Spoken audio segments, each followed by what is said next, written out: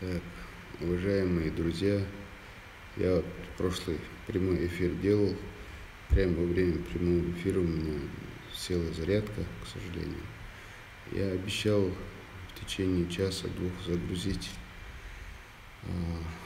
ролик, первый ролик про поиски Ноева ковчега, но, к сожалению, у меня пока ничего не получается. Вот поэтому я сейчас вышел в эфир, чтобы сказать, вдруг кто-то ждет, сидит.